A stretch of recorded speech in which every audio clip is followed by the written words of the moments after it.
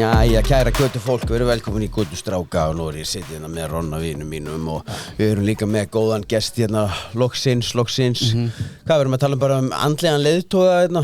Já, bara sjaman okkar kynslóðar. Gjörsamlegur, já, bara spiritual leader og með því hérna við höfum ekki þekkt hann lengi, við hittum hann hérna fyrir hvað, viku? Nei, tveimur vikum. 2 vikum fórum að anda með honum og fundum bara gríðarlega áhrif. Ég meina að þú sofnaðir. Já, sofnaði, ég datt út. Datt út í sónið. Það er bara svoleiðis, bara datt út. Það er bara svoleiðis. Og ég hef bara ógeðslega mikinn áhuga á þessu, einhver svona andlu shiti, við vitum alveg hvernig hausinn verður, geðveikur stundum. Þá er þetta dæmi sem getur bjargað okkur. Já, við þurfum ekki áfengi eða eitthvað eiturlyf eða eitthvað til að láta okkur líða betur. Við þurfum bara að anda og finna eitthvað trú og... Já, komast í núvundunduna og allt þetta, sko. Við byrjum bara þáttinn á að þakka mínigarinu fyrir. Mínigarinu er svona, það er staður fjölskyldunar og það er staður svona sem við viljum taka leikinn okkar, að við getum alltaf að henda okkur í pílu þarna eða mínigólf eða eitthvað svona gott. Já. Svo, náttúrulega, það sem er þægilegast að þú getur valið, þú getur sett bara QR-kóða, sett henni myndalina, valið pizzu, vefju, kjúkling eða whatever, sko. Já, fótbolti MMA, fullt af viðburum hana. Já, og Gunni Nels er að fara að keppa hana. Já. Nú ekki? Það verður tekið í mínigarunum, það er bara svoleiðis. Það er svoleiðis. Eyjadýr, það er okkar menn Eyjadýr er mín verslun, sportsman's pride, lamb and rice, því það er Eyjadýr, það er Sigdór frá Eyjunni fögrum maður, djöfull hlakkaði til að hitta hann á þjóðatíð. Það er sportsman's pride fóðrið, ægrum feldavörunar, kíkja á eyjadýr.is, 15% afslátt með kónu Götustrákar, Ice Energy, endur ný koffínpúðanir sem allir að trillast yfir 50 skilaboð þegar Ronni setti í story, hvar fæst þetta? Það ætti að vera komið í Póló núna. Þetta er fyrir geimerana. Þau talandi Póló, það var að bláa sjoppan, okkar hverfi sjoppa. Kíkið þangað og segja að við byrjum að helsa Dóra. Yngling, þeir eru með Siljajitt í töfluformi. Siljajitt í töfluformi. Getur bara tekið töflu. Það er game changer. Já, fyrst skipti á Íslandi sem það er í töfluformi. Það er Unreal, yngling.is og það er sveppablandan og rauður og ekstraktið, sko. Þegar nú erum við bara að gera okkur í gang fyrir sumarið. Það er bara svo laus. Herðu, autospa, þurfum ekki vélarþrif. Við þurfum hreina bíl, keramíkkót, grafín húðun. Smurningu. Já, ég ætla að henda filmu á það. Það bara nefndi það. Já, það er autospa og minna á dekkjavaktina þarna hliðin á 15% afslátt með kónu Götustrákar. Og CBD, það er CBD-olían okkar fagrar sem búið að vera með okkur lengi og við notum hann alla daga. Svo er það mýktin, rakakremið, kuldin, ég nota kuldin á lappinar. Já, ég nota svo svaðalega lappir. Ég þarf að nota kulda á þetta. En nú er bara komið að gesti þáttarins og við byggjumst afsökunar að ég sé að fara að tala ensku að því ég stama, ég er málhaltur og það er margt mikið að mér. En ég mun gera mitt besta. Það er bara allt í góðu. Já, það er allt í góðu. Nicolai Engelbrecht. Yes. Thank you for coming. Did I say it right? Correct. Okay. You can put the mic a little bit closer? Yes, perfect. Yes, there you are. How are you, my friend? Everything is good today. Yeah, really? Good to be with you guys. Yeah. Nice. Thank you for coming. Yeah. Thank you. So, we did breathwork with you almost for 2 weeks ago. Yeah, 2 weeks. I haven't done breathwork in like a year or something. Then I went to this. You had a good time, right? I had a great time. That's why you're here, bro. We heard you. Yeah. And it's like it was so good reminder to like, bro, just breathe, man. That's right. The world is not gonna end. Just breathe. That's right. Yeah, man. It clears your head completely. Yeah. So we would like to know you. Just tell us at first. Where are you from? How old are you? And where did you grow up? Dating profile. Dating. Perfect. I'm 36 now. I grew up in Copenhagen in Denmark, capital of Denmark. I mean, I guess it was like any kind of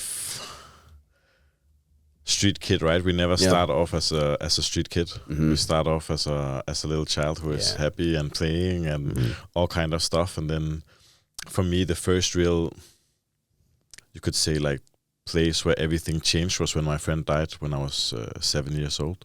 So that was like the first time where I really started working with these questions that I'm still working with, right? Like what happens after death? How can I let go of grief? All of this stuff. And of course, the neighborhood that I grew up in, probably you know it, most Icelanders know it, Istergade. Yeah. Been there, bro. Yeah. So I grew up on that street, right? So that's like my childhood street. That's what I walked out to every morning, right? It was junkies and prostitutes and the whole shebang. Okay.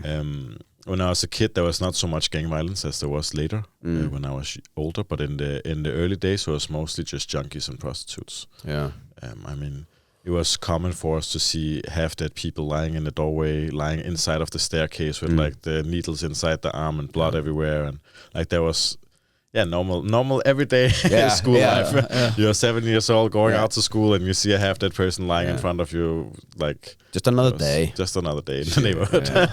That's interesting. So that was kind of like where the seed started, the seed of the street kid started, you could say. Yeah, okay. So how was it like growing up there?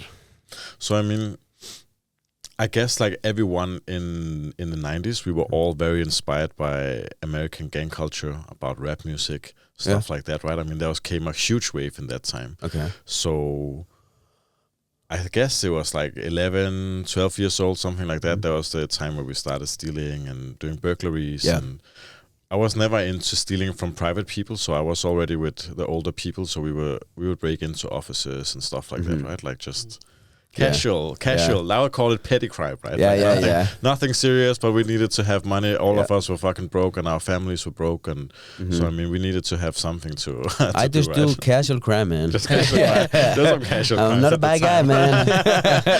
we never went like we never did like a street robbery as an example. No, we would never go and like steal a purse from an old lady and stuff. We were always very protective about the neighborhood, but we would happily go in and try to steal a video projector or 10 laptops or something like that, right? So it's more that kind of stuff we were focused on. Did it do something for you, like doing some robberies, like the excitement and the adrenaline? Of course, there is the adrenaline, but I think more about the community. Yeah, like you felt like you were part of the community, because of course we were like, I mean, we were lots of kids, right? We were like maybe 20 or 30 kids. There was all from crazy families, and some people were refugees, and other people like me were Danish, just from poor families, and so it was more of like feeling like you were belonging to a community.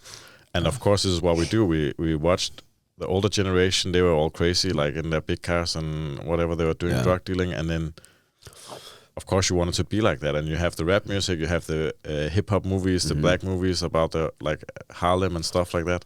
So it was more. In the beginning, it was more the community. Later, it became more an addiction to high adrenaline and like the rush of like import-export business of getting things across the borders and stuff like that, which is a little bit later in the story. At 12, we were just doing casual petty crimes. So I mean, for me, I started selling drugs on the street. I was 14, right? That was when I was put into that kind of work. And of course, you start off just very small, weighing up like it was only hash and weed that we were selling. So you just start there and you just like, of course, make the packages and everything. And then you're put on I was not put on a street corner. I was put outside on like a playground kind of area. So I could just sit there, look like a casual kid hanging out, and then people would just come, right? So it's just like that kind of... Just like in the movies? Yeah, I mean... Yeah. But when did you like start drinking alcohol? When was the first time you used something? The first time I got drunk was actually in school. Okay. It was in the, I don't know what it's called, like in between the classes, like the break or whatever it was called. I went to one of the girls, she was home alone. And then me and my best friend, we had the idea that today was the day that we were going to try to drink a bottle of whiskey. Okay. So I think we were 11 or something, like around 11, right? We were already smoking cigarettes, of course. That's like exactly the right age you should start. to drink a bottle of whiskey, yes. At 11. And we went straight into class, and we were, of course, completely out of our minds, because we had no idea that we didn't even really know that we were drunk, I think, because we had never tried it before, of course. So that was the first time we got kicked out of a class. They were outraged, of course. They were like, what the hell? Like this a Wednesday morning at 11:30, and these two guys, they are laughing their ass off and like telling with bad jokes and screaming in the class and smelling of alcohol. And you were causing a lot of trouble. Of course. We weren't mean or anything. We just had a really good time in the class. It was really exciting. The English class that day was very exciting. So you start like selling with 13, 14? Yeah, 13. Just around 13 I started learning it, and 14 I was in the streets. Like how was it like selling drugs at 13? Did someone recruit you? Yes. To like a gang or a group? Or? I mean, at that time it wasn't so divided into gangs yet, so it was more based on the area. So of course you could call it like probably the outside would call it a gang, but it wasn't a gang. It was more just like this was a local community. Yeah. We were all there in those blocks, and then you knew kind of like from that end to Istergade to the other end there was where we were, and then the junkies were in the top end, right, like where the central station is. So yeah, I mean, it always starts very slow, right? So it's like someone would say to you like, oh, can you hold this like pack of cigarettes? And there's 10 grams of hash inside, of course. And then it's like, oh yeah, perfect. And you get like, for us, it was like 100 krona or something back then, which was a lot, of course, when you were 13. It was like, you could get like 10 shawarmas for that, right? I was like, you could get 10 kebabs, right? Or like 6 bags of candy or something, right? Because that was what we were using the money on. I mean, we were just kids, right? Yeah. So that was literally what we would do. Usually we would steal, or we would sell the drugs, and then we would hang out with the other kids that didn't have money, and then you would eat food or whatever. Like surviving. Yeah, completely.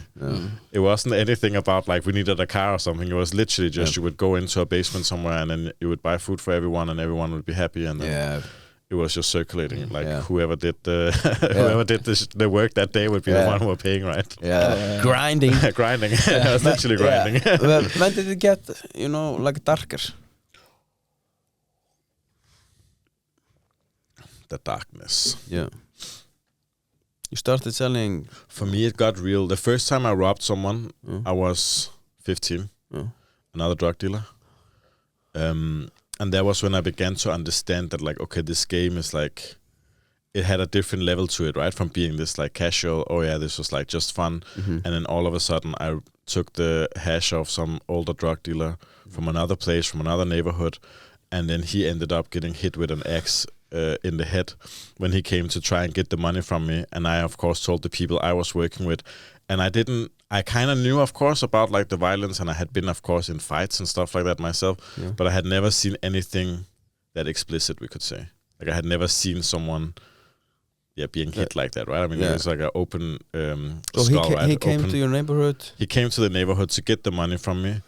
I made up my lie of like, oh, the police had taken this, and and he saw I was lying, and then he tried to rough me up, and then of course I had already told the people I was working for that I had done it, and then they came out of the car and he hit him with the back, like with the flat side of the axe, and he smacked it straight in the head of him, right? And of course it like opens the head and blood everywhere. He didn't die or anything. Didn't get any permanent injury either. But that was like the first time where I was like, okay, holy shit, this is like it's a different thing. And then I always call it the first cigarette choice. So it's like there is like your life before you smoke, and then you take that first choice where you're like, okay, I'm gonna smoke the cigarette, even though you know that it's probably not something that is super good for you, and probably not a direction that maybe other people would go in, but you still consciously choose it, right? So this was one of those choices. Then I knew it was like, okay, shit, now I am in the game. Like I am into that. It's not just like because now I have a whole problem with this other group of people that is in another neighborhood, and it's like then you're all of a sudden known in it, right? From that, it escalated relatively quickly. I had a big dream at the time that I wanted to sell the best cocaine. That was my thing. I loved cocaine already at 15, right? When I started taking it. Loved it straight away. So I really had this feeling like I wanted to know everything about cocaine. I wanted to understand what it was, how to mix it, how to sell it, how to get it over the borders. Like I wanted to know everything. So I left for Amsterdam at 16. You left? I went down to Amsterdam by myself at 16 with my dream of I want to deal drugs now. I mean, from Copenhagen to Amsterdam is 10 hours in 12 hours or something in the train, right? So it's not. I mean, it's not like going from Iceland to Amsterdam, right? It's literally just you go to the central station and you have a train and then you're there. So I went there. And of course, I didn't get any connections because people were just looking at the 16-year-old kid with the cap backwards. So I was like, "Do you have cocaine? I want to take cocaine to Denmark." And I want to know everything about cocaine. They were like, number one, you don't have any money for it, right? I couldn't afford it, of course. I couldn't afford to buy like 100 grams. And they're like, "You don't know how to get it over the borders." They were like, "Forget it, kid. Like, piss off, right?" So I had a good time. I was smoking a lot of weed, of course, in Amsterdam and having fun. And I came back up to Copenhagen. And that was the first time where I saw how you could say like power of manifestation or coincidences work. So within a month after I had been to Amsterdam, I met a guy from Venezuela, from the cartels in Venezuela. Okay. And then he gave me the connect. Really? So it did happen. Like what I dreamed for and wished for, it happened. It was like, okay, boom, here you go. It was in my mind the whole time. I mean, like I was always thinking about it. Like I want to have the best cocaine. I want to have the best cocaine. I want to make sure that my stuff is the best stuff. Like I was just like very clear in it. Can you explain to us how does the connection work? Do you get a phone number? Do you get an email? Me and this guy. Yeah. So it was really crazy because he was running from the cops in Sweden. Yeah. And I was connected to him because he needed to buy a video projector. In the old days, that was like super popular. They were super expensive. I had, of course, because I was stealing. So I, of course, had I have 7. I had borrowed a video projector from someone. So I met with him. And then I think he just saw potential. I mean, he saw this kid who rocked up with a bag with a video projector, and I was looking at him, and I was excited. Of course, he had gold teeth, and he was like the whole thing, right? And then he kind of just took me under his wing. Okay. And he said like, oh, like if you have some friends, he gave me like 10 grams or something first, like nothing. And then of course I started selling it. I had no idea what cocaine really was. I had only tried like, I mean, when you're young, you always think you had the best stuff. Yeah. Then if you try it like 5 years later, you're like, holy shit, I was just using baking powder. But he actually did have the real stuff, right? Yeah. So when I tried that the first time, that was also the first time I had the real, you could say like cocaine rush or like high of it, right? Which is of course insane the first few times you do it. Can you explain how the rush from a good cocaine is for like the listeners? What happens? That's the first time I ever been asked that question. What happens? For me, I would say the main thing that I noticed was that I was very introvert. So I was always having a hard time speaking to people. And the second I was using cocaine, I had a lot more energy. I had no fear of speaking. So I would just start communicating. Which was like, for me, that was the biggest like mind blowing. I was like, holy shit, I'm just walking up to people. I'm talking to people, talking to girls. Like there was all of these things that had been like a little bit difficult for me. Made you like, free. Completely. Yeah, no breaks. Exactly. Yeah. Just full open. Yeah. But then there was the flip side of it, which was the aggression. Yeah. So I got really violent. I was very intense. Like I already had a short temper, and then on cocaine it was basically non-existent. Yeah, okay. It was like very, very short, extremely short. What made you the most angry? The most angry? Yeah. It would be if someone would, of course, especially on cocaine, it would be if someone tried to like somehow talk down to me. Yeah. Like disrespect. Something with like the ego, like any kind of thing that would like trigger the ego, it would flip me out completely. Yeah. Like completely. Which is what cocaine does, right? Like if you look at like the more, you could say like the spiritual vision on cocaine, then cocaine is an ego booster. Yeah. So it like makes the ego bigger. Yeah. So of course it's like That makes sense. So what happens then? You get a connection with we'll be back to the story. Coke like, dealer. when someone disrespects me, fucking fuck them up, man. So I got that connection. It was great. At some point I realized like holy shit, like all these older people are coming to buy from me. Like people that was like in their 40s and stuff. Yeah. And with cocaine, it's like a whole different game from weed. Completely. I was making so much money, right? Yeah. So I was making fuckload of money. I had no idea what to do with it. I was basically doing the same that I was doing before. Yeah. I had a flat at that time, so I was paying rent at 16. But it was the same. I mean, I would have 2 girls and 2 of my homies, and we would just sit there. We would have like, instead of 1 pizza, we'd have 5 pizzas, and 2 bags full of candy, and 100 grams of weed, so we could smoke as much weed as we wanted. And like, but it was like the same. I mean, the mentality was the same. It was still like a child's mentality. It wasn't like we were saving for something. We were stealing that just. I mean, just using as much as we could use, right? Yeah. And did you use the cocaine? Yeah. Lots of it. Yeah, my brother. And I got everyone that I knew. I'm sorry, but I got everyone that I knew to use it also. Like the second I started using cocaine and ecstasy, everyone that I knew started using it. Because I had the connection, of course, to it. What is like the bad side of cocaine? I mean, when I took cocaine for like 7 years or something, after like 4 years, I started being like einangraður, isolated, scared, paranoia. Paranoia. Yeah, for sure. For me, that was the number one. It was paranoia. Yeah, and then it was like when you mix it with the life where, like I will tell more stories, of course. Like when you have these kind of experiences in the cocaine business. There is a reason to have the paranoia also. So it's not just like you have paranoia, like there is also reasons to that, but it just gets so increased, right? So it gets like 100 times stronger. Yeah. I think for most people and for myself also, it was thoughts of suicide, not wanting to live, not on the day, but like after you have been away for 3 days or whatever. Absolutely. I was always on 3 days benders. That was my regular. It was like awake for 3 days, sleep for 1 day, and then awake again for 3 days. Yeah. How did your family like react to your involvement in this? They won't hear this. I was thinking, they won't hear this. I mean, okay, so I have a huge family, right? I come from like we could call it like a gypsy family. So my mom has 9 siblings. Okay. Out of those, there's like artists. There's people that was working in Christiania as like the big time inside the drug game. There was cocaine, like there was all the, I mean, every single person. So it's my closest family, like my mom and dad, they had no idea what I was doing. Okay. When I came home, I would always have like the worker clothes on, like you're in a construction site. Yeah. So I'd always just come like that, like, hey, what's up? Yeah, I just finished work, like da-da-da. And then I would go out again. So I never showed them anything. They knew, of course, I was smoking, which is quite normal for Denmark. I mean, both smoking weed and drinking alcohol is like very normal. So I never showed them. When they found out, of course, they were super sad and everything. But that was only like when I basically came out of the game. It's like 22. At 22? Yeah. Was it hard? Fucking hard. Why is it hard to...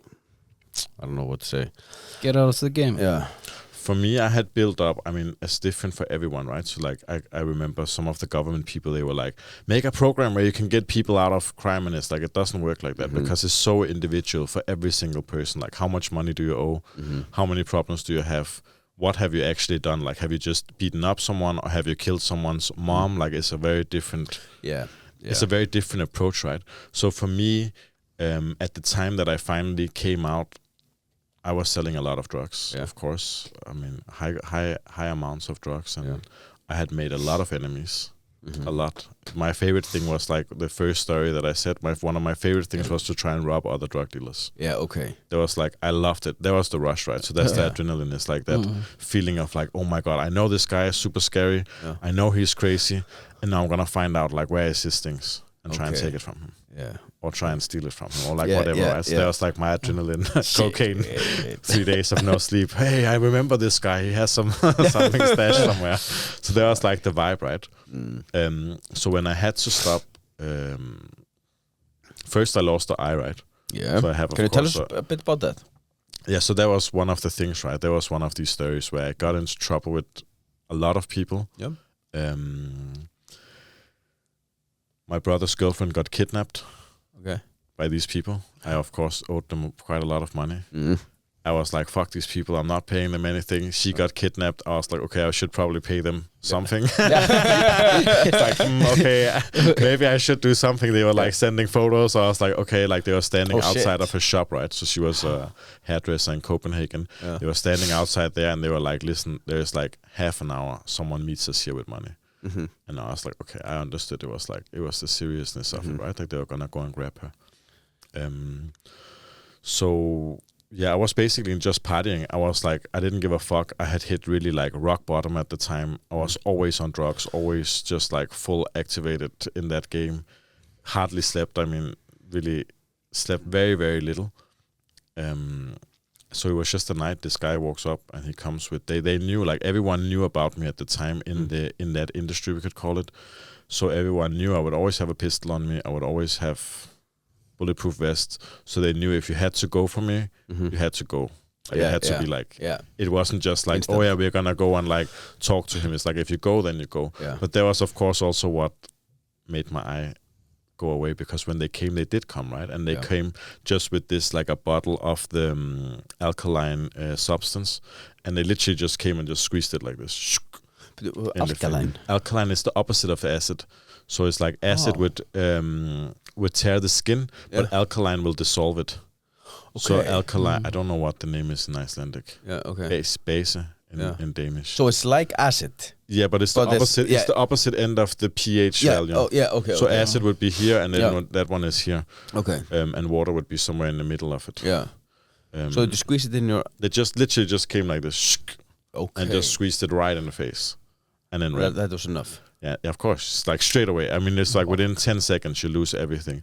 And then he ran up, and then he ran behind me because you can't see anything, of course. And then I got the beating, and then that was it. Left on the street. Couldn't see anything. Ended in the hospital 3 months. Yeah. Of course, had the operation in the end of getting the eye removed. Yeah. I came out from there, and I would say that was my most dark period, if we talk about darkness. Yeah. That was like after losing the eye until going out. Yeah. And that, I think it was a year almost, I was just fucking crazy. Yeah. How really crazy? Like crazy. Like crazy in your head or crazy in the street? Crazy in the street, crazy in the head. Kidnapped one of my own friends because I thought he was working with the police. So it was the whole thing. Yeah, okay. Like a whole scale of how you could be paranoid, crazy, like over the top, everything. Yeah. Like everyone was plotting against everyone. Yeah. And I did also have, I had already lost products and people that had cheated me that I thought was my friends, and all of a sudden they had stolen 1 kilo of cocaine, and so that I had all of these different experiences, of course, adding up, and then losing the eye, and I knew who the people were, and it was like a whole it was a whole thing. Yeah. So everything started to go down. Started collapsing. Yeah. So I was so lucky that when I lost the kilo of cocaine that got robbed from me, I had gotten it from my best friend's father, who was the one who taught me basically all the street tricks from I was very young. He was a famous. He's dead now, bless him. But he was a very famous gangster in the community. One of the like old school gangsters, like the one where you see him, you would never think he was into crime, and he had multiple businesses, always well dressed, and took care of like hundreds of people, right? Yeah. From like everything, very respected, and there was anything you needed. He had single moms coming to borrow money so they could send the kids off to some vacation, like all kind of stuff like that. Very solid. So I lost it from him, the product. So I met with him at the night, and of course I was super nervous. I was super scared because I didn't have any money, and I know the rules of the game is that you have to have money. It's not like the bank. It's not like credit info or something where they won't just send you like an envelope. It's like, dude, you just lost like 30,000 euros worth of product, right? Like something like that. So I stood there. I told him like what happened. And he just looked at me, and he was just silent. And I was like, fuck. And he just stood there. It was raining. His friend was in the car, and he just stood there, and he just watched me. And I was just like, fuck, I don't know what's going to happen, right? Like, is this guy going to beat me up? Is he going to, like, what is he going to do? I have no idea. And he just stood there, and you could see he really had to, like, digest it, and you could feel, like, the rage inside of him. And then he said to me, okay, you meet me in this place tomorrow? And he was like, you better be on time. And I was like, okay. And I came home, of course, couldn't sleep, of course. I was so fucking scared. I was like, what the fuck is he gonna do? Like, am I gonna like have to go out and do a robbery? Because I know some of my friends, they were in that stuff. They lost something, and then they were like, okay, here you go. Here's 2 pistols and a ski mask, and now you go to this spot and you rob these people and you bring everything here, and then we are even, right? Or maybe not. Not even, but could be even, right? So I was just like, fuck. So I come there the next day, I meet him, we drive around in the town. He doesn't really say a lot. He's like, you know you fucked up so bad, right? And I'm like, yeah, I know. It's like talking to me, and he was all the time just like looking at me like, and I was like, fuck, sitting there like proper ADHD, everything shaking, and just like trying to keep it cool, and like, no, I am cool, like I'm good, like I'm good. Yeah. All of a sudden we go to a gas station outside of the city, and he looks at me and he's like, do you know where we're going? And I was like, I don't know where we're going, right? I didn't ask him, of course. He's like, yeah, no, we're just gonna go and do something here. And I was like, fuck, we are already like out of Copenhagen, right? Like far out of the comfort zone. Okay. And we drive into this forest. And of course, as I see the forest, I was like, all my gangster film, everything was like online, like fuck. He's gonna like do something. So there was another punishment at that time that was really famous, was to get beaten up in the forest. You get taken all your clothes, and then you would walk back with underwear or nothing, right? Yeah. Oh fuck. As like a humiliation, right? Of like, yo, you fucked up. So I was just like, fuck, is he gonna do that? And I was like, oh no. And then we stop at this big red, like a barn, like where the horses are in. And he's like, come on, get out. And I come out and I'm like, fuck. And then we like walk up the stairs in this barn and we come into this big room and there is a smell of incense. And this dude, he walks up to me, this like bald kind of like, he didn't look like a bad guy, but he looked like rough. You could see he had been through something, right? So he's like, yeah, hello, and like shakes hand with both me and him. And he's like, oh, you're Jones's kid, huh? He's like, you're gonna come and train with us today. And I was like, I didn't fucking know what was going on, right? I was just there like so stiff and like uncomfortable and super awkward. And then we went to the first breathwork. Oh, really? So he literally took me to that experience. Like he took me into the breathwork. So you did breathwork there? With that guy. with that, because of course it was my friend's dad, right? So he had known me since we were 5 years old or something, right? We finished that session. It was similar to what you did, but more intense, like the similar practice, the one where you're like into the nose and out through the mouth. And of course I was like, what the fuck? Like I had no idea, never heard of it, never didn't know anyone who had spoken about it ever, right? It was so unknown. We finished everything, we come out, and then he says to me, Jones, my mentor, we could call him, my mentor at the time, he said to me, he's like, okay, you have two choices now. He's like, one thing is we go to war with those guys that have stolen the products. And he's like, the other choice is I pay your debt and you never come into the crime game again. Like you never do a crime again. He's like, you're out. And he was like, and I mean like out. Like you're all the way out. He was like, this is like the crossroad. And I was just like, what the fuck? Oh. And of course the ego was like, no, we should go to war, like we should go into it and like fuck the people that stole it. But then I chose to go out. After the breathwork. That's amazing. That's So that was like for me, and that's why of course I started teaching it, because I knew like, okay, well, it has a crazy effect on the body, it has a crazy effect on the mind, right? So I went out and he told me very clearly, Jones, he said to me like, if you ever do anything, it's like it's in full on the day. Like all the money has to be paid in full. So I had that experience. I had another group of people that I owed money to, Icelandic people. We can't mention their names. If you have friends in the underworld that are older, they will probably know who they are. So I owed money to them. I was really scared of meeting them also. So I think it took me 3 months or something where I was doing the breath work. In Iceland? No, in Denmark. In Denmark. They were in Denmark. They were part of possibly still part of a big ring of people from Iceland doing cool stuff somewhere around the world. And I was like, I saved up the money. I was obviously on benefits. I wasn't doing crime, so I was like super broke. Just not using. I was clean. Had no really friends, because all my friends were just, doing what we were doing all the time. So the only thing I did was like, I went to breathwork, went to the gym, almost didn't eat really anything, never ate out, of course, because I was so broke. And I just waited, and I was like, okay, I have to go and pay these people off, because I never wanted to leave the game, but still having like enemies or like some kind of like, it's conflict, never conflict. I never advise that either to the young people. It's like, you have to, if you can, you have to close all the doors. So when you go out, you feel good. You don't have to look over your shoulder, and you know you dealt with it in a proper manner, right? Like a gentleman, a gentleman or a girl, of course. So I ended up borrowing money from my big brother and my cousin, and like whatever money I could get together, which was like half of what I owed them. I come over to the guy, meet him. He's there, the Icelandic dude. And I said to him like, yo, what's up? And everyone is like, what the fuck? Like Nicolai is coming back after like 3 months. I don't know if it was like 3 or 4 months. It's quite a long time, right? And he was like, I thought you would never come back. And he's like, what the fuck? Like you just ran away. Like they thought I had run away with the product, right? And I said to him, listen, like I started doing this breathwork thing. I want to start helping people. I want to do these talks in schools for youth. Told him everything. And he was just there silently looking at me. And he had these like bodyguard kind of like whatever, hang around bodyguard types. They were like, you could see they were like ready to just fuck me up, right? And I just sat there and I looked at him and he looked at me and he was like looking at the other people, and you could see he was like so confused. He was confused about he was confused about the whole situation, right? And then he said to me like, how much do you have? And I was like showing him, and he was like counting it. And it was like half of the money, right? So it's like all the profit basically that was gone, right? And he said, it's really beautiful. Okay. He was like, I wish someone had talked to me when I was like 16 or 17, so that there was another choice out. And he just sat there. I get goosebumps when I say it. Okay. He was like, so beautiful. And he just sat there and looked at me, and you could see these two dudes next to him. They were like unsure of like, should we like smile at him or should we still be like scary or like what?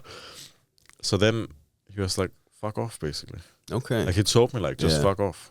So he cleared the debt. He cleared it. Okay. That's awesome. He just stopped it. But this is like, I mean, that's why I say like you could never advise someone to do that, because that was like a wild card, right? Like when I came out with my big brother, he looked at me, he was like, what the fuck, bro? This is not possible. And I was like, but it was though. Like it was possible with prayers and truth and clear intentions. And I always believe in that. Yeah. Now we get to the good side of the stuff. To the light. We all have our past. We all have our past. And you never look back. No, I'm gonna ask you a couple of questions. That's also part of it. That's part of the light. Okay. Sometimes looking back. That's true. Hello? Oh, yeah, it's still the same shit. Okay, I'm gonna ask you a couple of questions. Yeah, go for it. I just finished a book. Didn't quite get how your eyes exploded. You just finished telling that. It was, what was it? Alkaline. Alkaline. Okay. So I think what the person is referring to, that because I write about more in details the whole thing. Yeah. So it was like a process where the eye was okay. I mean, it was like fucked, like I couldn't see anything, but it was okay. Yeah. And then the second part of that process was they started giving all these eye drops to heal it. Yeah. And the pressure in the eye started increasing. And at one point, it literally exploded. Oh, really? Like the eye exploded. So it's like if you had a football, like if you imagine a football, there's like half. And so like only the air, that was how it was, the eye. Okay. So it's like half the eye was down. Yeah. So that was due to, in the book I have written more spiritual approach, because I believe that it was because I broke my vow to God that I had made. Yeah. Because it was on the day that I broke the vow. So there was, you said like you never looked back. I was like, sometimes I look back, right? So I had promised, like I made really a clear promise of like, okay, I'll never do crime again. I'll never do drugs again. And then someone came with some deal, and I went into the meeting, and in that meeting that happened. What just happened? Like the eye. The eye. Yeah. Okay. Like out of nothing. Yeah. From being good and being fine and everything, and then it was like boom. Yeah. If you looked at a more maybe rational reason, then it would be that they gave the wrong medication for it. Okay. And it was a coincidence that happened just in that moment. Yeah. It depends what you believe in. Believe in coincidences or divine destiny. Yeah. Have you ever walked into a prison in Iceland and can I say that experienced very boring guys in prison? Boring, yeah. It's like our fans. Listen, they want to know. The main problem is in not just in Icelandic prisons, in all the prisons, is the way that people are medicated. So there is people that are zombies inside the prisons. Yeah. Like it's like walking zombies. They get the hardest fucking opioid medication that you can get, and that is really boring. I mean, like they can hardly have a conversation, but it's also tragical. Yeah. Of like, why are they getting that kind of medication? Like why? But I mean, I can answer the question why, because they're easier to deal with, right? Yeah. So it would usually be like the guys that are violent, high intensity people, and then they're like, okay, fuck it, we just give them like 10 different opioids, and they're just like zombies. See them like. So the job is easier. I've seen all kind of stuff. The funniest thing I've seen in a prison was one of the prison guards falling asleep in a session and falling off the chair, and everyone could laugh at it. It's like this fat guy, so he was like sitting, and then he was like, he like literally fell like down from the chair, and the whole group could laugh a lot. What is the best moment of your life? When my daughter was born, for sure. Yeah, for sure. Yeah. I had a lot of cool moments before. I had a lot of cool experiences, but to see life coming out of a Did you watch? Yeah, I was in the whole process. I couldn't. I did the whole thing. Cut the, I don't know what it's called. I was holding the head when she came out, and I was freaking out and everything. I couldn't do it. Oh, it's a hardcore. I clipped the string. The string. I clipped the string. Not the string. My brother told me, Hey, bro, just quick advice: don't look. Don't look, bro. It is intense. I mean, yeah, it sure is. Yeah, but a beautiful experience. But beautiful. If you have to take your daughter out of the question, yes, what's the best moment of your life? Nothing family related. When I realized one time I was sitting in a train, there was like 5 years after I had been clean, I had been out of the game. I think maybe less, maybe whatever, it doesn't matter. A few years after I had been out, I sat in the train. This is gonna sound horrible, but it was one of the best times of my life. I sat in the train. I took the newspaper, Danish newspaper. I looked at it. I had 3 friends on the front cover of the newspaper.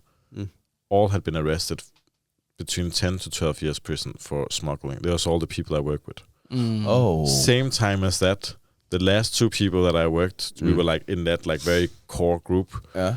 One of them stabbed the other guy 32 times. So that was in the same weekend. So like one of them got stabbed by the other friend of ours 32 times. 3 other people got arrested, 10 years. And I was sitting in that train and I was like, that could be you. This is my best time. Yeah. That was like literally one of the best moments, knowing like, fuck, I'm out. Yeah. Like I'm all the way out. Yeah. And of course I felt sad for all of the people involved in that, but I was also just like, thank you, God. People just see the money, the cars, and all the cool stuff, but they don't see your girlfriend getting raped and all kind of crazy shit. But this is how it can end. Exactly.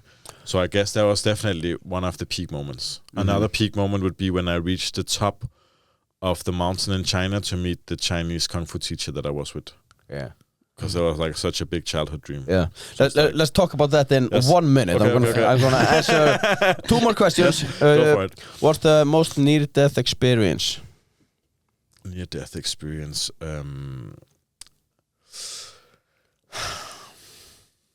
There's a few, right? There's like car crashes and stuff. There's being shot after, but I didn't go into a coma or anything. So I will say that like near death is a fun question. Not a fun. It's like a good question because it's like, for me, I was never in a coma for a long time, as an example. Like I was never like in a. I know people that have been 2 or 3 weeks in a coma. Right? Yeah. Didn't have that, but of course I was shot after. I was in some car crashes and stuff like that. Yeah. That's like your most death experienced. Yeah. The last one, it's quite long. You rebuilt yourself, conquered or faced your past, embraced healing, stepped into and built a new life. But everyone, no matter how evolved, still carries a fear they rarely admit. If there were one more thing you're still terrified of, something you haven't or don't talk about easily or publicly, what is yours? What would that be? And more importantly, why haven't you let it go? Nice. I guess it would be losing control when it comes to anger. Yeah.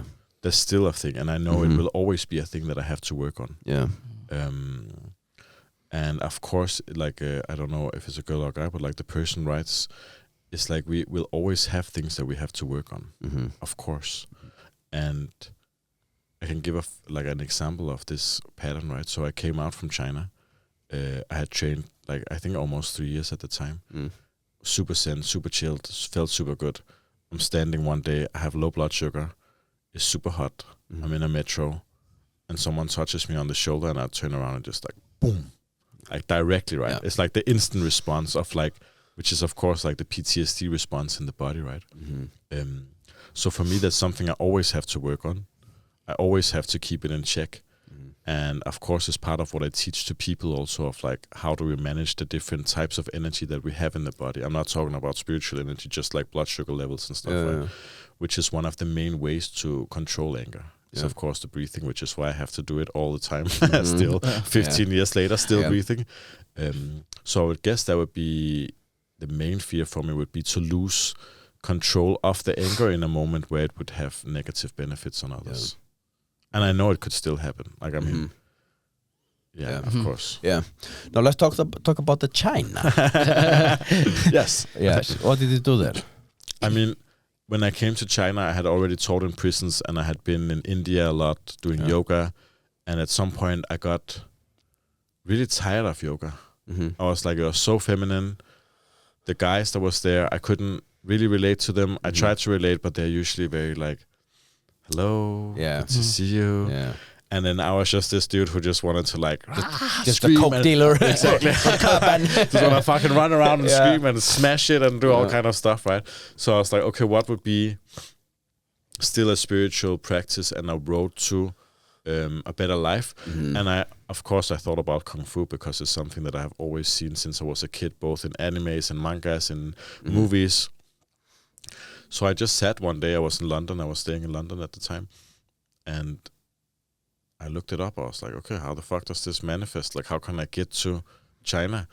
I found a normal combat academy first, where it was like close combat, knife fighting, these kind of things, like more martial arts based.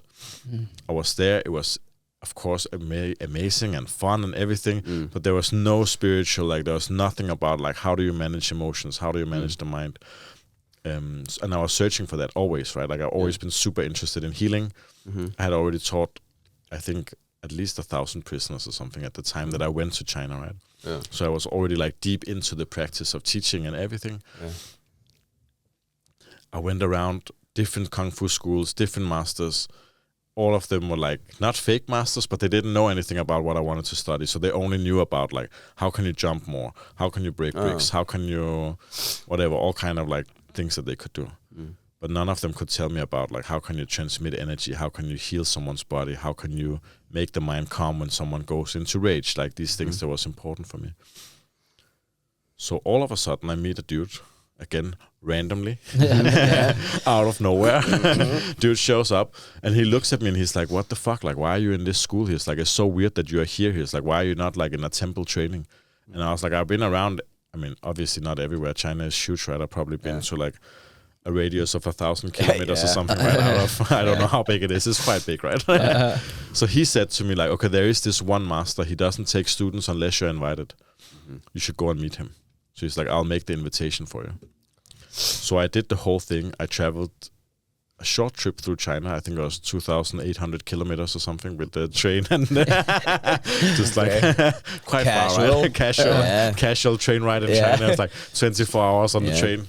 Just driving around, having a good time. Good thing is you can, we can't promote that, but you can smoke on the Chinese train. So I was very happy about that. You could sit and smoke inside the train, and you could have some food, and you had a little bed that you could lie and sleep in, and you could smoke again. And so it was good. Luxury. Yeah. I came to the temple, and it's like you've seen in like the old movies and stuff. There is like 2 hours walk up. So like you get dropped with the car, and then there's a 2 hours hike up the mountain, up the stairs, like I don't know how many hundreds of stairs there is. Just like finally comes up. This small Chinese dude is standing there. He has a cup of coffee in one hand, cigarette in the other hand, and he just looks at me and he just nods at me. And I was like, okay, this must be the teacher, right? This must be the dude, right? Everyone else was really like well dressed and like very like, and he was just standing in like quite dirty clothes with his cigarette and his coffee and just like, So he did an interview with me, and we were 5 people that arrived that time. I was the only one who was allowed to stay and study with him. Now it's more open. He's taking more students now, and it's more like his students that are teaching, so he's not really teaching so much anymore. But at the time, it was really like you had to go through the whole process. So I stayed there for half a year with him in the temple. And this is like rough, right? I mean, it goes down to minus. I'm going there this weekend again. Okay. So it's -3 now as an example, and you sleep in rooms with no heating. There's no like insulation in the houses, so it's -3 inside the house also, right? You sleep on something like the table we are sitting on. It's just like wooden beds. You have a small pillow that's filled with rice. Like it's not a pillow, right? But like some like a rice bag. Rice bag. not even. It's like a rice pouch. So you can have a little bit on the head, and then that's it. And you have your blanket, and then it's like 9 to 12 hours training a day. So it's just pure discipline. Hardcore discipline. I mean, it's 5 o'clock. You're up, and then you're training, and you're done at like 9 or 10 in the evening. Okay. Why would you do this? For me, this is my ayahuasca. Yeah. It's what I call it. It's like that's the medicine I need. Yeah. I'm not a big fan of the psychedelics and stuff. I feel like a lot of people, they try to, even with breathwork and stuff, a lot of people try to give a quick fix. Yes. Instead of showing people like, this is what you have to do. Is it gonna be tough? Yes, it's gonna be fucking tough. Are you gonna regret it halfway through? Yes, you're gonna regret it.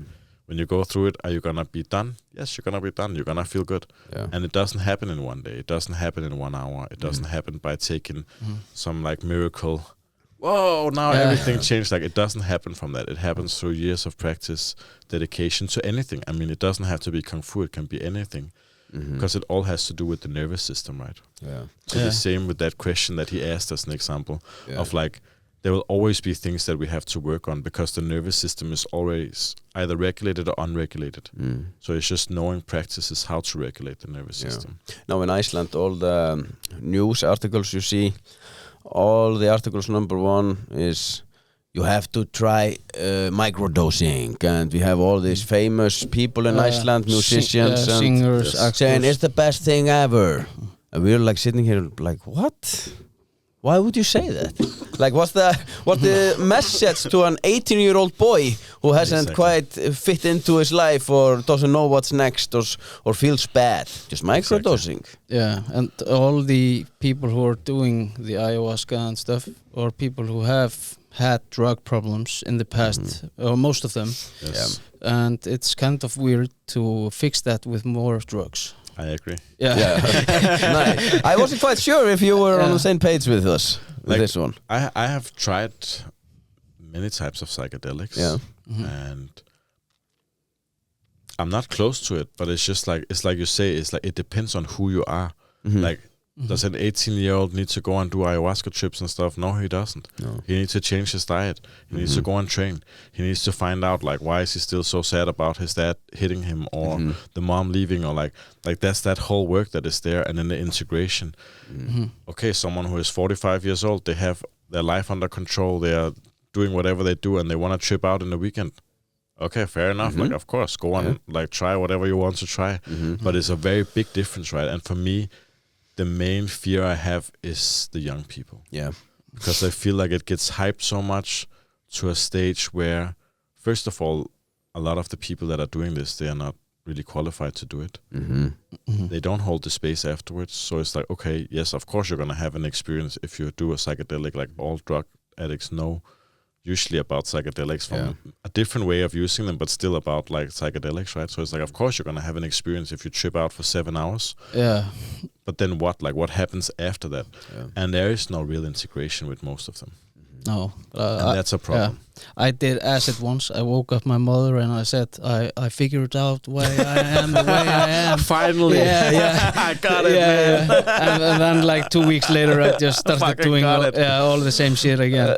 Exactly right. So I wanted to ask you, how big effect does trauma have on people? Like, is it a big part of why we use drugs and do all these bad things? I would say it's almost the whole problem. Not the whole problem, because there's also the community, right? Like, we want to fit into a community. Then you could, of course, say we want to fit into a community because we have a trauma of not fitting in. Yes.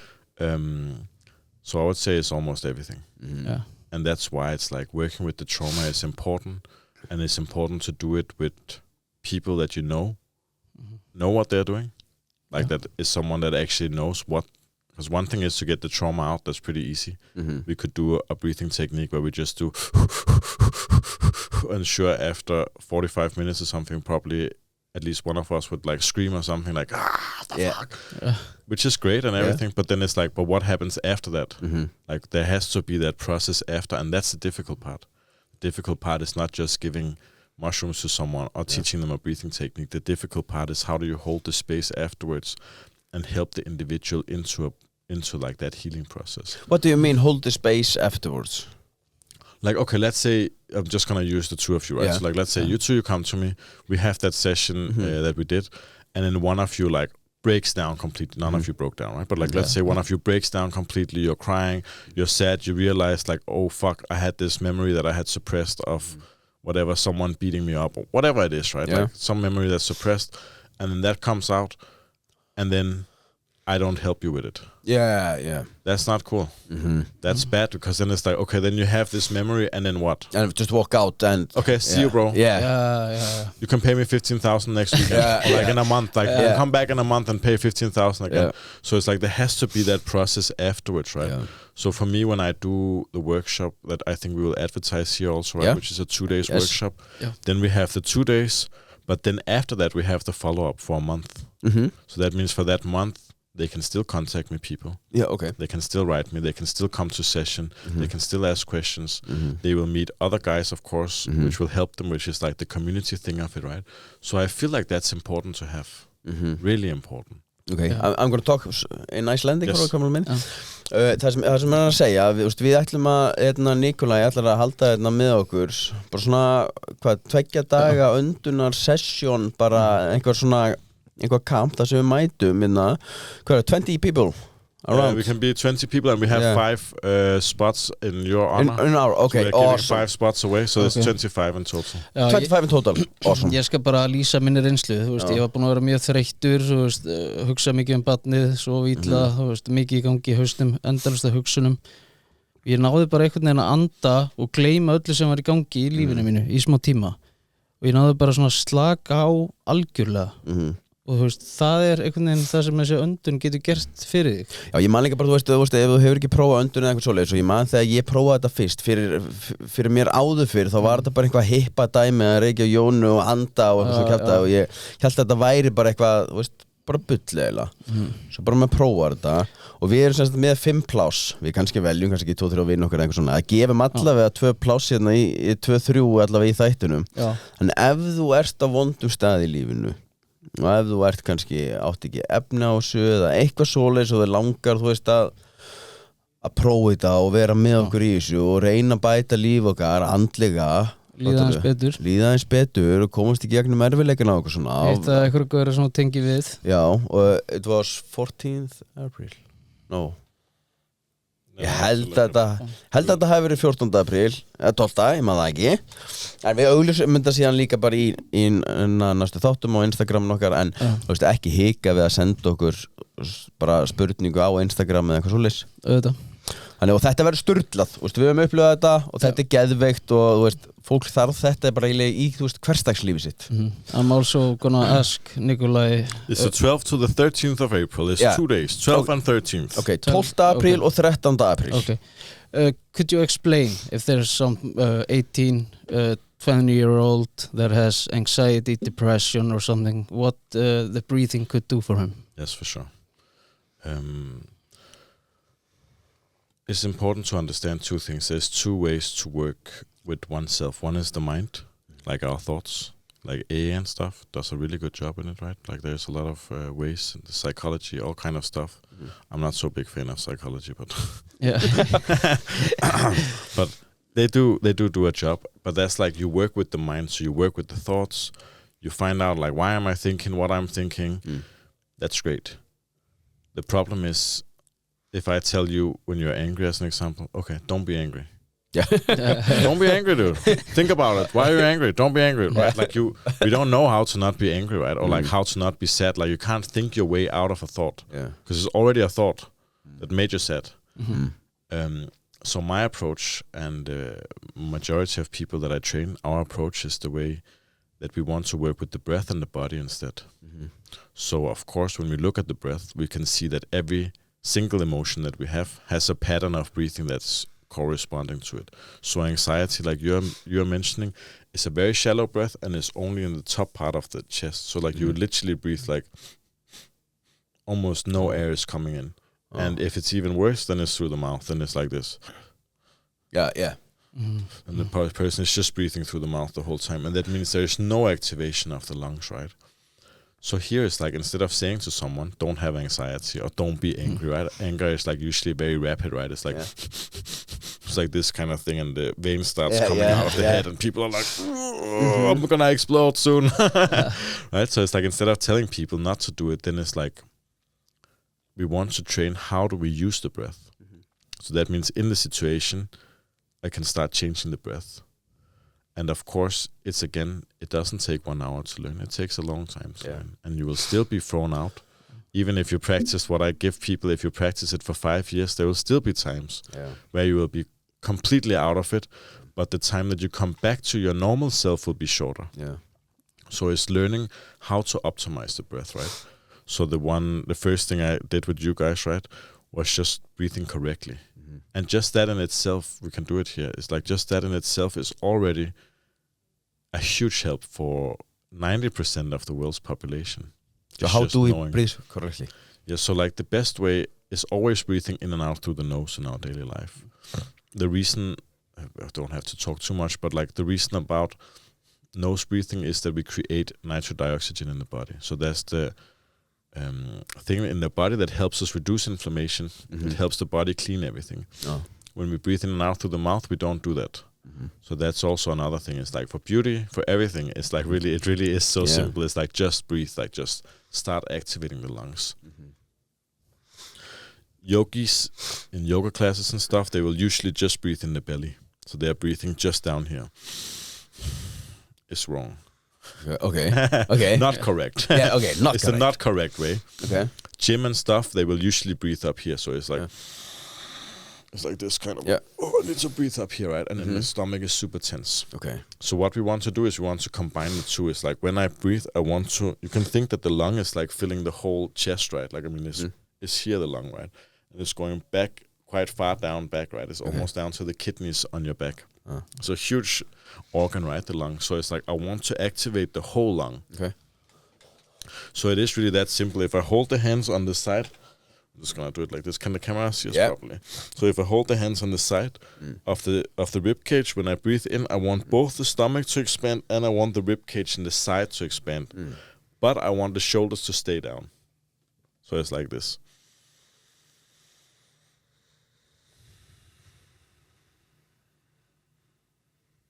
Just that, breathing in fully through the nose.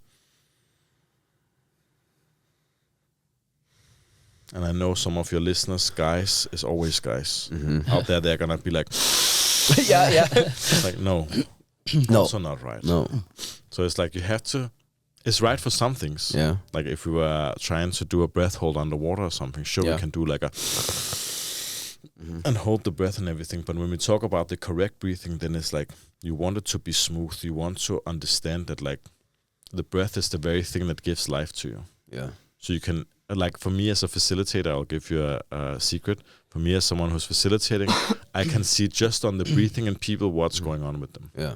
I can see if they have anger issues, if they have sadness, if they have depression. Can you tell me, what do I have? No. No. No. Come on, bro. You don't want to do that. You're a psycho, man. Psycho, man. Don't trust this guy. Okay. You have very quick thoughts. Yeah. So your breathing is very quick. You're breathing very like, because you're always on. We are in many ways we are very similar in character, you and me. Yeah. It's like this, like very fast mind that is like, and then the breath is trying to follow the mind. Yeah. Right? Okay. Yeah. That's why you fell asleep in the session, because you were finally like, boom. Yeah. Finally, I can just knock out. I would probably do the same if I was in a session. Yeah. Makes sense. I can tell you, we have many times talked about it, even. So you are completely correct. Yeah. Yeah. Yes. Perfect. Yeah, perfect. I want to give you like 10 things. Okay. Which you have to rank from 1 till 10. Okay. You can't put anything in same place. Just 1, 2, 3, 4, 5, 6, 7, 8, 10. And which 10 is the best? 10 is the worst. The worst. Okay. Yeah. Good to know before we start. Yeah. No. 10. No, I mean 1. Yeah, 10 is the worst. Okay. Okay. Like 10, you don't believe 10 in that shits. method. 10 you shits. think it sucks. Yeah. Sucks ass. Okay, number 1. 10 poop emojis. Yeah. Number 1, grounding. Where do you rank it? 2. 2. Like, very good. Okay. Cold therapy. But it depends also what kind of grounding. Yeah. Like, but like, because grounding is so much. There is like the fake grounding blankets that you like. Yeah, no. Like, and then there's like going out Icelandic as moss. Yeah. 1. Yeah. 1. Yeah, it's moving to 1. Really? Yes. Okay. For sure. Okay. Because you have the biomagnetic field of the earth that is like going into the body. I always thought that was some kind of bullshit. There is literally like you can Really? see. I think it's Howard that did a study where they showed people, which is a combination of the next one, in cold water, in nature, how it reduces cancer. Okay. So you walk on your feet. Bare feet. Yeah, bare feet in grass or whatever. Okay. You will literally feel it. If you start doing it, I'll give you a challenge. If you do it for just 20 minutes a day, you will see the difference. Okay. You'll feel the difference. Okay. Cold therapy, like cold plunging or whatever. As a therapy form or as an experience? As a lifestyle. As a lifestyle, 5. 5. Okay. Solid 5. The reason is that it can be good for some people, and it can be not so good for other people because it depends on how your structure of the body is built. So it's like for some people we need to cool down. Some of us. I love cold. You know who I mean, right? Yeah. Some of us needs to cool down, right? Yeah. But for other people, it can have a not so good effect for them. So that's why I would say 5, because it can be really good, but it could also be used in a non-constructive way. Like not for everyone. Hypothermia, stuff like that. Don't go for that if you do cold therapy. Like a few minutes is great. I do the cupping therapy and Chinese stuff where you can put the cups on and you can see the people where they damage actually the body from the cold because the whole body, the whole system gets so cold that it's not very good for them. Okay. So, microdosing, like mushrooms. 3? No, I was way in the other end. I was close to an 8. 8. Okay. 8. 7. Okay. Let's give it a 7. Let's do 7. A soft 7. Not to piss anyone off too much. Drinking cacao with hippies. 10. Okay. There is the community aspect. Yeah. But that's not the cacao. But there is the community aspect. I think being in any community is a 1. Yeah. No matter what the community is, it's a 1 because it helps you to be in a community. The cacao as itself. Yeah.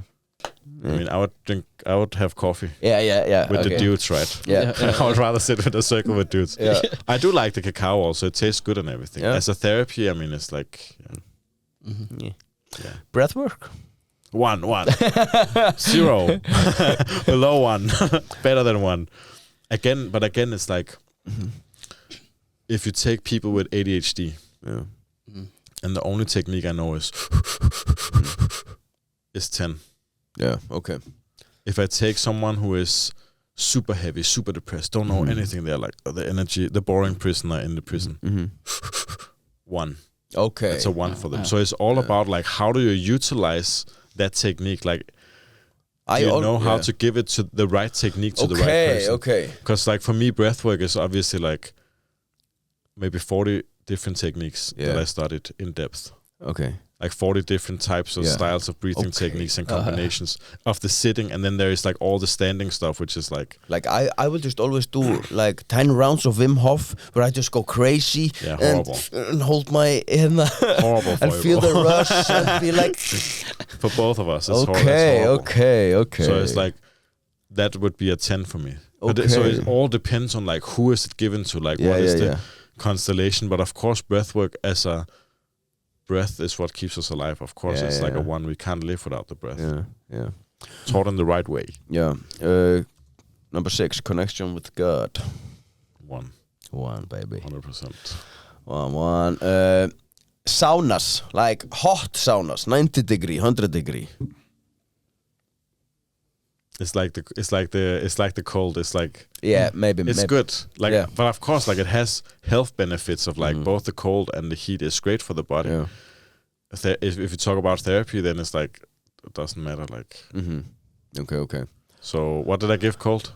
5. Then it sauna gets 5 also. Okay. They can go hand in hand. I love it. I do it every day. I would jump in the cold and I will jump in the sauna. But for me, it's not now I need to work on myself. I'm going to the sauna. It's I need to just chill out and I love to lie in the sauna, especially in Iceland, of course. Yeah. It's cold all the time here. Windy and cold. Weightlifting. It's important for the physical body. Of course, we need to be strong. We see more and more it gives longevity. It means that our lifespan is prolonged. Yeah. So I would say 3. 3. Walk in the night. Can it be weightlifting plus physical exercise? Yeah, hell yeah, bro. It could be anything you want. Because I would say weightlifting is, I love weightlifting. Like I go to the gym all the time, but I also do a lot of the other kind of training where it's more activation of the muscles in a different way. Like core training. Core training, yeah, but even something like I have this one friend where we have a rubber band hanging from the ceiling, and you like it's almost no weights, but you're just like learning like how can I activate like this muscle right here. Yeah. And it's like creating the connection between the mind and the body is important. Yeah. So it's like you could weightlift. It's again like I know I'm not really answering the questions clear, but it's like no, it doesn't matter. It's like you could weightlift with no awareness, and it would be 10 because you're just like doing something. Yeah. Or you could like, do I really feel the bicep like working, and am I like physically like present, mentally present, and I'm lifting? Yeah. Then it's a 1. Yeah. So it's all about the awareness again of like. It's all about if there's a hot girl in the gym and you want to show her your maximum strength. That's a 1. You always go extra. That's definitely a 1. Maxing for the girls. I actually have a fun story about girls in the gym. So I went to Akureyri up in the north, and I guess they don't get a lot of new people inside. Okay. So I was standing there near the mirror, and of course I was in my tank top and looking all buffed and everything. And then the 2 girls, they came to me, and then they reversed it on me. So they stood next to me. They came all the way next to me, like right next to me here. Yeah. And then they started doing their butt workout, and they were like checking me out in the mirror. And I was like, I felt so awkward. I was like, hey, like this is weird. Like this. Hey, what are you doing, man? It's not supposed to be like this, man. I'm a dad, okay? I'm trying to just keep it simple here. Get out of here, girls. They reversed it on me. That's like Valkyries. Okay, number 9, walk in the nature. Nature walk. We have a famous saying from Denmark. It's like small problems, small walks, big problems, big walks. Yeah. So I will definitely say it's a 2 or 3. Very important. And then we go to Ronnie's favorite thing, ayahuasca. I haven't tried it myself. Okay. So I don't want to talk too much about it. But I would say again, like a 5, similar to the cold, similar to the sauna, is all about the integration of it. Yeah. Like what do you use it for? For people with addiction, I would say 8. Yeah. For people in the midlife crisis, they don't know what they want. Life is great. They're just confused. Yeah. What is it called? Like upper class, confused colonizers. Probably a 2. Yeah. It would probably help them like break their like, boom, I've sat in an office my whole life. I don't know what I want. Yeah. Create some vision. Exactly. But if you're an addict, you already had the experience of an altered reality. Yeah, true. Like you already have that experience. So it's that's like, a good point. You already know it. Yeah. Like there is nothing like, whoa. Like, I mean, at least if you did enough drugs, you have at some point hallucinated or something, right? Yeah, I mean, if you're a real addict, then you have definitely seen it. Yeah. I mean, the microwave talking at you, or hearing some voices over there, or seeing something outside. So it's like you already know what the frequency is. Yeah. Shadow people in the apartment. Yes. Lots of them. What? Nicolai, what They're is still here? How would you describe a normal day for you here in Iceland? I'm one of the laziest people that you would meet. Really? Yes. Okay. People always make fun of me. The second someone knows me, they're like, "You are so fucking lazy, bro." And then they're like, "But at the same time, you get so much shit done." And that is like really my philosophy, right? So it's like, I wake up in the morning. These times I usually have a quite normal routine. Yeah. So I make coffee with cardamom inside. It's very important. With cardamom. Cardamom powder is like cinnamon, but okay. So I have cardamom, coffee, milk. I stand there, I watch it boil 4 times. It has to boil 4 times.